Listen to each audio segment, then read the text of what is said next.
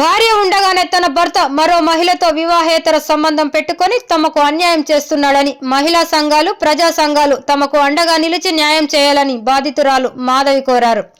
శుక్రవారం పట్టణంలోని స్థానిక జడ్పీ గెస్ట్ హౌస్ లో ఏర్పాటు చేసిన విలేకరుల సమావేశంలో ఆమె మాట్లాడుతూ నల్లగొండ విద్యాశాఖ అధికారి భిక్షపతి గత 14 సంవత్సరాల క్రితం తనను పెద్దల సమక్షంలో వివాహం చేసుకొని గత కొన్ని సంవత్సరాలుగా వేరే మహిళతో అక్రమ సంబంధం పెట్టుకొని 3 పిల్లలను కని తమను కాపురానికి తీసుకెళ్లకుండా అనేక ఇబ్బందులకు గురి చేశాడని ఆమె ఆరోపించారు.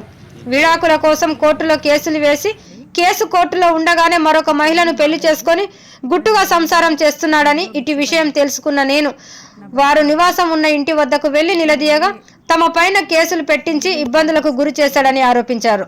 తనకున్న పలుకుబడితో నన్ను బెదిరిస్తూ ఇబ్బందులకు గురి చేస్తున్నాడని ఇప్పటికైనా ఉన్నతాధికారులు, ప్రజా సంఘాలు, మహిళా సంఘాలు స్పందించి తమకు న్యాయం చేయాలని కోరారు. ఐద్వా జిల్లా నాయకురాలు పాలడుగు ప్రభావతి మాట్లాడుతూ ఒక గౌరవప్రదమైన అధికారి ఒక మహిళను పెళ్లి చేసుకొని ఆమెకు విడాకులు ఇవ్వకుండా మరొక మహిళను చట్టానికి విరుద్ధంగా పెళ్లి చేసుకొని తన భార్యను నానా ఇబ్బందులు పెడుతూ భయభ్రాంతులకు గురి చేస్తున్నారని ఆమె ఆరోపించారు.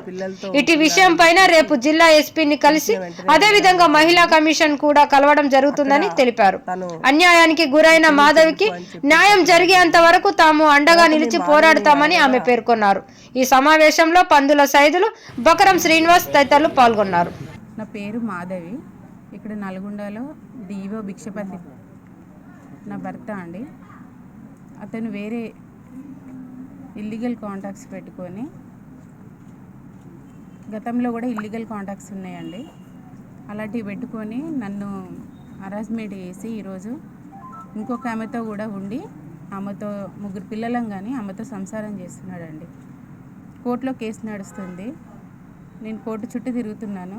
అతను కూడా కోర్టుకు వస్తున్నాడు. కానీ నన్ను తీసుకెళ్తాడేమో అనేసి ఇన్ని రోజుల నుంచి నేను చూశానండి. ఎక్కడికి వెళ్ళినా కానీ నన్ను తీసుకెళ్ళమని అతను ఆఫీస్ చుట్టూ తిరిగినా ఎక్కడికి వెళ్ళినా కూడా నన్ను బెదిరించడం అండి. నీ పైన కేసులు వేస్తా అని, చంపేస్తా అని బెదిరించడం వల్ల నేను ఇంతవరకు ఎక్కడికి వెళ్ళలేదండి. నిన్న నేను వాళ్ళ ఇంటికి వెళ్ళానండి. వెళ్తే వేరే ఏమతో అతను ఉన్నాడు, 3 పిల్లలు ఉన్నారండి. వాళ్ళని రెడ్ హ్యాండెడ్గా దొరకబెట్టాను.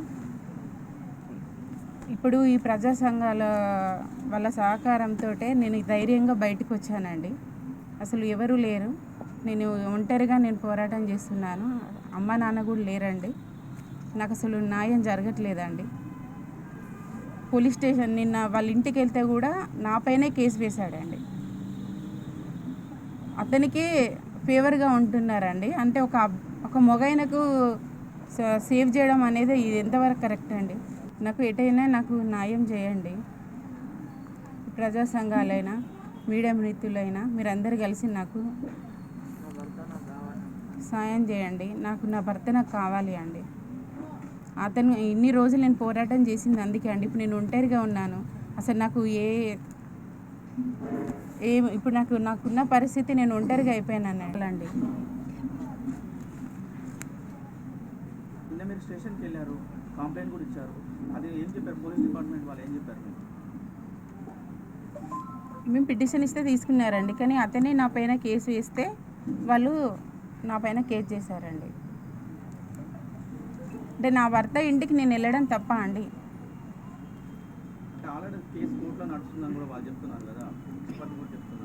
కోర్టులో అతను డైవర్స్ కేసాడండి.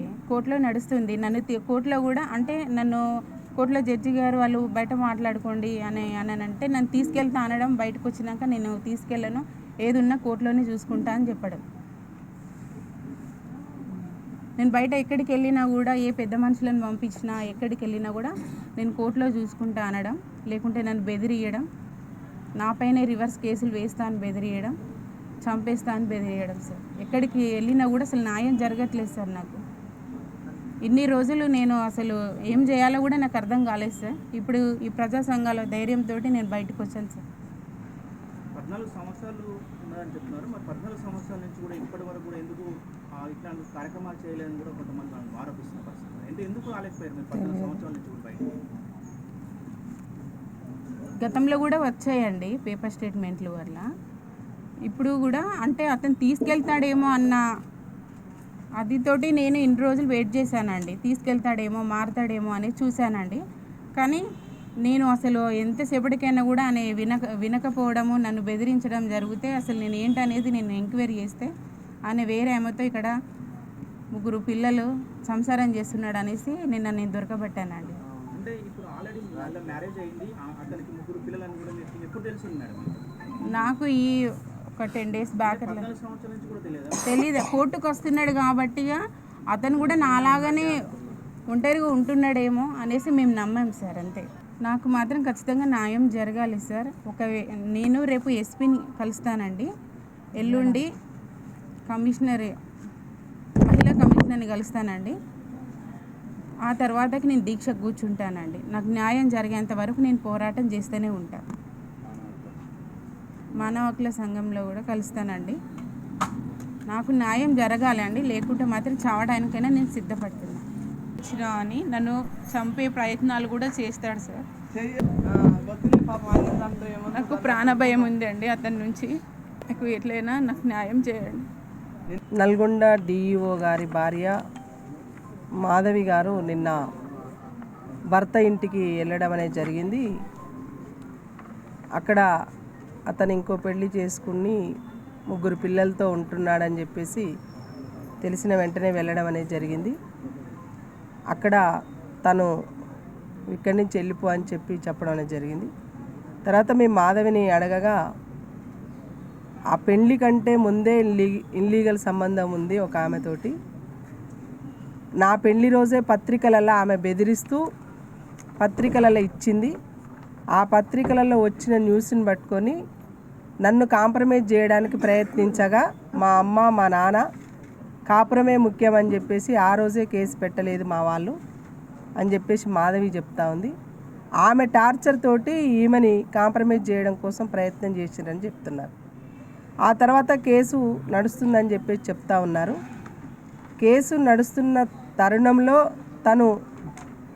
తను కూడా కేసుకు వస్తే మంచిగానే ఉంటుంది. కానీ తను 2వ పెళ్లి చేసుకొని పిల్లల కాపురం ఇస్తూ ఈ అమ్మాయిని మాత్రం ఒంటరిగా ఉంచుతున్నాడు. అంటే కోర్టులో ఎవిడెన్స్ కోసం పోయినప్పుడు నేను నా భార్యను తీసుకుపోతా కాపురానికని చెప్తున్నాడు. యువతలకి రాగానే సంబంధం లేదన్నట్టుగా వెళ్ళిపోతున్నాడు. అందులో ఒకటి మాధవికి పాపం సపోర్ట్ ఎవరు లేరు ఇప్పటి వరకు. ఆమె ఎవరిని కలవాలి, ఎవరిని చేయాలి, కోర్టే న్యాయం చేస్తనే దశలో మాధవి కనిపిస్తుంది. ఆమెలో అంత చైతన్యం కూడా కనపడట్లేదు. భయ ఆందోళనకు గురవుతూ ఉంది. ఆమె భయాందోళనకు గురి చేసిండు అతను. తర్వాత రెండోది ఏంటంటే ఆ అమ్మాయి జాబ్ చేసే దగ్గరికి పోతే నీ మీద కేసులు వేస్తా, నన్ను విధులకు ఆటంకం కలిగిస్తున్నావని చెప్పేసి బెదిరించడం అనేది జరిగిందంట. ఆ బెదిరింపులకు ఆమె లాయర్ ఎప్పటికైనా నాకు న్యాయం చేసే కోర్టు అనే దశలోనే ఉన్నది. ఈ మధ్య కాలంలో ఒక 10 days బ్యాక్ ఒక నాయకులు కలవడం వల్ల ఆ అమ్మాయి బయటికి రావడం అనేది జరిగింది. కాకపోతే ఇప్పుడు ఆ నాయకులు కలవకపోతే కూడా ఈ అమ్మాయి కేసులు కొట్టేసేదాకా కూడా అంత అమాయకత్వంగా ఉన్న పరిస్థితి కనపడ్డది. మేము ఎంక్వైరీ చేసిన దాంట్లో అమ్మాయి తినడానికి తిండి లేదు. కనీసం వాళ్ళ పెద్దమ్మ వాళ్ళ ఇంట్లో షెల్టర్ ఉంది, తల్లి తండ్రి చనిపోయినరు. అమ్మాయికి కనీసం అవేర్నెస్ కూడా లేదు. భర్త మీద ఎన్ని కేసులు పెట్టాలనే అవగాహన కూడా లేదు. అంటే ఉల్టా డిఈఓ గారు మేము మొత్తం ఆ ఫైల్ మొత్తం తెప్పించి చూస్తే ఈ అమ్మాయి మీదనే పరువు దావా వేసిండు. ఇంకా 2 నెలలు అయితే 25 లక్షలు ఈ అమ్మాయి కట్టియాల్సి వస్తున్న పరిస్థితి. ఎంత అసలు అమాయకత్వం ఈ అమ్మాయిదంటే అసలు అర్థం చేసుకోవాలి. ఈ అమ్మాయికి ప్రజా సంఘాలుగా అండగా ఉంటాం, వదిలిపెట్టే ముచ్చటే లేదు. న్యాయం జరగాలి. రేపు ఎస్పీ గారిని కలుస్తా ఉన్నాం. ఇంకోటి ఏంటంటే భర్త ఉన్న దగ్గరికి భార్య పోయింది. నిన్న సంఘటన. ఎస్ఐ గారు ఎట్లా కేసు పెడతారు అమ్మాయి మీద? కేసు ఎఫ్ఐఆర్ అయిందని చెప్తున్నారు. అంటే భర్త దగ్గరికి భార్య పోకూడదా? అంటే ఆయన 2వ పెళ్లి చేసుకొని పిల్లలతో కాపురం చేస్తే కేసులు లేవు, కానీ ఈ అమ్మాయికి మాత్రం కేసులు. అది కూడా రేపు చూద్దాం, ఎట్లా ఏం జరుగుతుందో చూద్దాం. మేము అనేది ఒకటే, న్యాయం చేయమని అడుగుతున్నాం. ఏ రూపకంగా న్యాయం చేస్తావో చేయండి. అమ్మాయికి సపోర్ట్ లేదు, పెద్దమ్మ వాళ్ళ ఇంటి దగ్గర ఉంటున్నది. ఒక అమ్మాయి 10 సంవత్సరాల చుట్టూ కోర్టు తిరుగుతున్న పరిస్థితి. ఎక్కడ న్యాయం జరుగుతుంది మహిళలకి? అందుకనే ప్రజా సంఘాలు, మీడియా మిత్రులందరికీ కూడా అమ్మాయికి సపోర్ట్గా నిలబడాలి. అమ్మాయికి న్యాయం జరిగేంత వరకు అమ్మాయి అంటుంది, రేపు ఎస్పీ గారిని కలుపుతా అంటుంది, ఖచ్చితంగా మా ప్రజా సంఘాలుగా మద్దతుగా ఉంటాం. మహిళా కమిషనర్ దగ్గర పోతా అంటుంది, అక్కడ కూడా మేము ఉంటాం.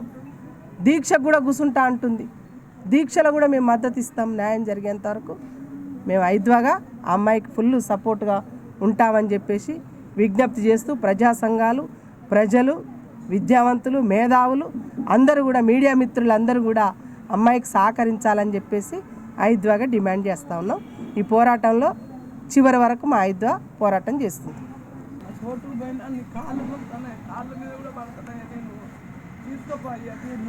మాట్లాడతా నువ్వమ్మా అనేటోడు నిన్న కూడా కాళ్ళు పట్టుకున్న సార్ అక్కడ పిల్లలు తీసుకుపోయింది సార్.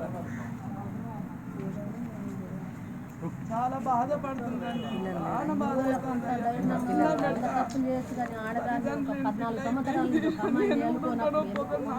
షుగర్ అన్నీ ఆయన నాకు అమ్మాయికి దిక్కులేని పరిస్థితి ఏర్పడుతుంది. ఎట్లన్నా చేసి అమ్మాయిని కాపాడండి మీరే. ఉన్నటువంటి విషయాలు చాలా స్పష్టంగా చెప్పదలిసింది ఏంటంటే, బొల్లారం భిక్షపతి భార్యగా బొల్లారం మాధవి చాలా స్పష్టంగా 2 టౌన్ పోలీస్ స్టేషన్లో ఇచ్చినటువంటి పిటిషన్ లోపల ఆమె ఏమేమి కేసులు వేసిందో డీవీసీకి సంబంధించి, అదేవిధంగా ఎంసీ మెయింటెనెన్స్ కేసుకి సంబంధించి, ఆర్సీఆర్కి సంబంధించి నా భర్త నన్ను తీసుకోమని చెప్పేసి ఏ ఒక్కటి దాచకుండా, ఏ గోదావరి కణంలో పెట్టినటువంటి కేసు ఏంది, అక్కడి నుంచి మిర్యాలకు ట్రాన్స్ఫర్ అయినటువంటి కేసులు ఏంది, అన్నింటిని కూడా సవివరంగా పిటిషన్లో వివరించింది. చట్టం ఏం చెప్తుంది? కేసులో కోర్టులో కేసు నడుస్తుండగా ఆయన డైవర్స్ కేసు వేసిండు, ఏమో మెయింటెనెన్స్ కేసు వేసింది, అదేవిధంగా వరకట్న వేధింపుల కేసు పెట్టింది. ఇవన్నీ కేసులు కోర్టులో నడుస్తుండగా చట్టం ప్రకారం రెండో వివాహం చేసుకోవడం అనేది చట్ట వ్యతిరేకమైనటువంటి కార్యక్రమం. ఈరోజు మేము చెప్తా ఉన్నాం, సామాజిక ప్రజా సంఘాలుగా డిఈఓ గారు బయటకు వచ్చి జరిగినటువంటి సంఘటనను ప్రెస్ మీడియాకు వెల్లడించాల్సినటువంటి అవసరం ఉంది. ఎందుకు దాచుకుంటా ఉన్నారు? ఒక మహిళగా, ఒక దళిత మహిళగా ఈరోజు బాధార్లో పడేసి దాదాపుగా 14 ఏళ్ళుగా ఎక్కడైనా సరే ఏ కోర్టులోనైనా కేసు ఒక 7 ఏళ్ళు దూరంగా చూసినాం, 10 ఏళ్ళు దూరంగా చూసినాం, కానీ 13 ఏళ్ళు 14 ఏళ్ళుగా కోర్టులో ఎందుకు ఇంకా కేసు నడుస్తూ ఉందో ఈరోజు డిఈఓ స్పష్టం చేయాలి. నిజంగా నీకు అమ్మాయిని వదిలించుకున్నటువంటి చిత్తశుద్ధి ఉందా, లేకపోతే అమ్మాయికి న్యాయం చేయనటువంటి చిత్తశుద్ధి ఉందా? ఏది లేకుండా ఈరోజు నీ వల్ల అమ్మాయి వాళ్ళ నాన్న సింగరేణి ఎంప్లాయ్ వచ్చినటువంటి బెనిఫిట్స్ మొత్తం కూడా నీకు కట్నంగా ఇచ్చి ఈరోజు ఆ అమ్మాయికి విడిచిపెట్టినటువంటి సందర్భం లోపల వాళ్ళ అమ్మానాన్నలు మానసిక వేదకులు ఉన్నాయి. ఈరోజు అమ్మానాన్నలు కూడా కోల్పోయింది. ఇవన్నీ కూడా సభ్య సమాజం గమనించాలి. అనేక రకాలుగా ప్రగల్భాలు పలుకుతూ ఉన్నారు. ఇది మంచి పద్ధతి కాదు. ఒక మహిళగా, ఒక మహిళ హక్కులను, మహిళా గౌరవాన్ని కాపాడాల్సినటువంటి అధికారులు ఈరోజు మహిళను ప్రశ్నిస్తున్నటువంటి పరిస్థితి. ఈరోజు పోలీసు అధికారులకు కూడా విజ్ఞప్తి చేస్తూ ఉన్నాం, సమగ్రమైనటువంటి ఇన్వెస్టిగేషన్ చేయండి. అమ్మాయి ఇచ్చినటువంటి కంప్లైంట్ లోపల ఎలాంటి పొరపాటు లేదని చెప్పేసి చాలా స్పష్టంగా చెప్తా ఉన్నాం. ఎందుకు ఈరోజు అమ్మాయి మాకు ఇప్పుడిప్పుడే వార్త అందుతూ ఉంది, అమ్మాయి ఇచ్చినటువంటి పిటిషన్ పైన కేసు కట్టకుండా అమ్మాయి పైన ఉల్టా కేసు కట్టినట్టు, ఏదో న్యూసెన్స్ కేసు కట్టినట్టు, అది వాస్తవం అవాస్తవం తెలియదు కానీ కేసు కట్టినట్టు తెలుస్తూ ఉంది. మేము చాలా స్పష్టంగా చెప్తా ఉన్నాం, అమ్మాయి ఇప్పటి వరకు ఒంటరిగా ఉంది, కానీ ఇక నుంచి ఒంటరి కాదు. సామాజిక, ప్రజాస్వామిక, దళిత మహిళా సంఘాలు అమ్మాయికి అండగా ఉంటాయి. అమ్మాయికి న్యాయం జరిగే వరకు పోరాడుతూ ఉంటాయి. ఈరోజు ఆయన రాజకీయ అధికారులను ప్రలోభపరుచుకుంటవచ్చు, కానీ జాతీయ మహిళా కమిషన్ వరకు తీసుకెళ్తాం. ఎక్కడ కూడా వెనకాడం. రాష్ట్ర మహిళా కమిషన్, జాతీయ మహిళా కమిషన్, రాష్ట్ర మానవ హక్కుల కమిషన్, రేపు జిల్లా ఎస్పీని కలుస్తాం. అదేవిధంగా రేపు నల్లగొండలో మాదిగ ప్రజాప్రతినిధుల ఆత్మీయ సమ్మేళనం జరుగుతూ ఉంది. మాదిగ ఎమ్మెల్యేలందరికీ కూడా ఆ మహిళను తీసుకొని పోయి కంప్లైంట్ ఇప్పిస్తాం. జిల్లాలో ఉన్నటువంటి పార్టీ ప్రెసిడెంట్లకు లేఖలు పెట్టిస్తాం. అదేవిధంగా డిఓ ఆఫీస్ ముందున్నటువంటి అంబేద్కర్ ముందర దగ్గర దీక్ష కూర్చోబెడతాం. చాలా స్పష్టంగా చెప్తా ఉన్నాం, డిఓ గారు మీరు చేసేటువంటి తప్పు. ఎందుకంటే గత చరిత్ర కూడా మీరు తీసుకోండి, అనేక రకాలైనటువంటి పేపర్ సంఘటనలు చాలా స్పష్టంగా ఉన్నాయి. ఆయనకు ఎక్కడెక్కడ పని చేసినా, ఎక్కడెక్కడ ఏం జరిగిందో, ఏమేమి రాసలు ఇళ్ళలో. ఈ అమ్మాయి పెళ్లి కాక ముందుకు ఒక అమ్మాయితో అక్రమ సంబంధం పెట్టుకున్నాడు, ఆమెను చేసుకోలే, ఈమెను చేసుకున్నాడు, ఆమె వెలుచుకున్నాడు, ఇప్పుడు ఈమెను కోర్టులో చెప్తున్నాడు, ఈమె కానీ ఇప్పుడు మళ్ళీ 3వ ఆమెను చేసుకున్నాడు. ఏం పద్ధతి అండి? సమాజానికి ఒక ఉన్నత విద్యాధికారిగా ఏం సందేశిస్తామని చెప్పేసి ప్రశ్నిస్తా ఉన్నావు. ఒక విద్యావంతుడిగా ఏం పద్ధతి, ఏం చెప్పదలుచుకున్నావు సమాజానికి? 3 మహిళలతో నువ్వు సంబంధాన్ని కొనసాగించి ఈరోజు ప్రతివత మాటలు మాట్లాడుతూ ఉన్నావు. ఇదేనా? ఇది మంచి పద్ధతి అని అంటా ఉన్నాం. ఇవన్నీ కూడా అధికారులు గమనించాలి. ఎక్కడ కూడా వెనకడుగు వేయం. అమ్మాయికి న్యాయం జరిగేంత వరకు చాలా ధిక్కార స్వరంతో పోరాడతాం. రాష్ట్ర స్థాయిలో పోతాం. ఎవరి గెలవాలో ఏం చేయాలో అక్కడ వరకు వెళ్తాం. ఎందుకంటే వెంటనే తక్షణమే నువ్వు అమ్మాయిని తీసుకుపోవాలని చెప్పేసి డిమాండ్ చేస్తాం. అమ్మాయి 14 ఏళ్ళుగా ఒంటరి మహిళగా ఉంది. నువ్వు ఎందుకుంటావు? 14 ఏళ్ళుగా నువ్వు 3 పిల్లలకి అంటున్నప్పుడు మరి ఆమె కూడా వివాహం చేసుకోవాలి కదా. లేదు మరి ఏదో పెద్ద మనుషులు మాట్లాడుకుంటావా, లేకపోతే చట్టం ప్రకారం పోతావా? నువ్వు కోర్టులో కేసు ఉందని చెప్తాడు. కోర్టులో ఏం కేసు ఉన్నాయి? డైవర్స్ కేసు ఉంది, మెయింటెనెన్స్ కేసు ఉంది, అమ్మాయి నా భర్తను నన్ను తీసుకుపోమని వేసిన కేసు ఉంది. కానీ కోర్టులో నువ్వు ఇప్పుడు పెళ్లి చేసుకుని 3 పిల్లలకన్నా కేసు కోర్టులో ఉందా? లేదు కదా. ఎట్లా చేసుకుంటావు పెళ్ళి? నువ్వు కోర్టులో ఒక ఉన్నత విద్యాధికారివి పెళ్లి చేసుకోవచ్చా? చట్టం ఏం చెప్తుంది? ఒక హిందూ సాంప్రదాయం ప్రకారం పెద్దలు కూర్చున్న పెళ్లి కదా. అమ్మాయి లవ్ మ్యారేజ్ చేసుకోలే కదా. 6 లక్షల కట్నం ఇచ్చి 10 తులాల బంగారం పెట్టి 30 తులాలు ఎండి పెట్టి 5 తులాలు చైన్ పెట్టి రంగరంగ వైభవంగా 8 లక్షలు ఫంక్షన్ హాల్ పెట్టి చేసిండాలి అయ్యా. మొత్తం బెనిఫిట్స్ మొత్తం ఒక సింగరేణి ఎంప్లాయీగా సర్వం నా బిడ్డ అనుకుని పెట్టుకురు. నా అల్లుడు మంచి ఉద్యోగస్తులు దొరికిన అనుకున్నాడు. వీళ్ళు ఏం చేస్తున్నారు ఈరోజు? చాలా స్పష్టంగా ఈ మీడియా ద్వారా చెప్తా ఉన్నాం. మీ తీరును మార్చుకొని అమ్మాయిని తీసుకుపోవాల్సినటువంటి బాధ్యత నీ పైన ఉంది. లేదు అనుకుంటే ఈ విషయం లోపల మహిళా సంఘాలు, రాష్ట్ర స్థాయి మహిళా సంఘాలు ఉన్నాయి. రాష్ట్రంలో హైదరాబాద్లో సోమాయి కూడా ప్రెస్ క్లబ్లో కూడా ప్రెస్ మీట్ పెడతాం. అక్కడ ఉన్నటువంటి మహిళా సంఘాలను కూడా పిలుస్తాం. కాబట్టి తక్షణమే నువ్వు స్పందించాల్సిన అవసరం ఉంది. ఈరోజు అమ్మాయి చెప్తా ఉంది, నువ్వు కూడా ప్రెస్ మీట్ పెట్టి చెప్పు. చెప్పకపోతే ఎవరు దోష ఎవరు నిర్దోష కూడా సమాజానికి తెలిసిపోతుంది కదా. కాబట్టి వీటన్నింటిని కూడా ఈరోజు మీడియా ముందు స్పష్టం చేసినాం. రేపు దశల వారీగా నల్లగొండలో ఉన్నటువంటి దళిత, బహుజన, మహిళా, సామాజిక ప్రజా సంఘాలుగా ఖచ్చితంగా మేము కార్యాచరణ తీసుకుంటాం. అమ్మాయి చేసేటువంటి పోరాటానికి అండగా ఉంటామని చెప్పి కూడా చాలా స్పష్టంగా చెప్తున్నాం.